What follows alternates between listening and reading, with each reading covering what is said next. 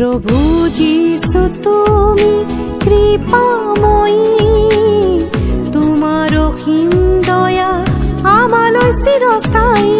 দুৰ্গ তুমি প্ৰাণ আত্মাৰ, তুমি বাথৰ তুমি বাথৰ। প্ৰভু যীশু খ্ৰীষ্টৰ সৰ্বশ্ৰেষ্ঠ নামত আপোনাক অভিবাদন জনাইছোঁ। পবিত্ৰ বাইবেলৰ যোহনে লিখা শুভবাৰ্তাৰ 14 অধ্যায়ৰ 13 পদত আমি এনেদৰে পঢ়োঁ, পুত্ৰ যেন পিতৃ মহিমান্বিত হয়, এই নিমিত্তে মোৰ নামেৰে যিহকে খুজিবা মই তাকে সিদ্ধ কৰিম। প্ৰভু যীশু খ্ৰীষ্টই নিজৰ শিষ্যবিলাকক এক গম্ভীৰ সত্যক শিকাই আছিল। যিহকে খুজিবা অৰ্থাৎ মোৰ নামেৰে যিহকে তুমি প্ৰাৰ্থনাত ঈশ্বৰৰ পৰা খুজিবা।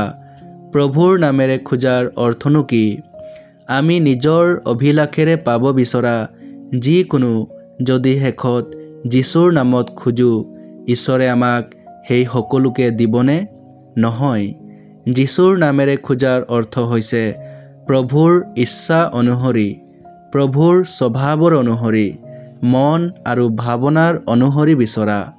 সকলো মানুহে যেন পৰিত্ৰাণ পায়, সৰ্বপ্ৰথমে ঈশ্বৰৰ এয়ে ইচ্ছা।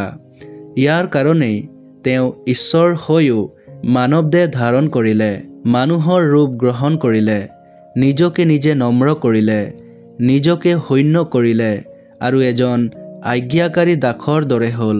তেওঁ ক্ৰুচীয় মৃত্যুলৈকে আজ্ঞাধীন হ'ল। মৃত অৱস্থাৰ পৰা তৃতীয় দিনা পুনৰ জি উঠিল। যিকোনোৱে তেওঁত বিশ্বাস কৰে তেওঁ নষ্ট নহয়, কিন্তু তেওঁ অনন্ত জীৱন পায়। আপুনি প্ৰভু যীশু খ্ৰীষ্টৰ নামত ঈশ্বৰৰ ওচৰত নিজৰ উদ্ধাৰৰ বাবে প্ৰাৰ্থনা কৰিবলৈ নিবিচাৰেনে?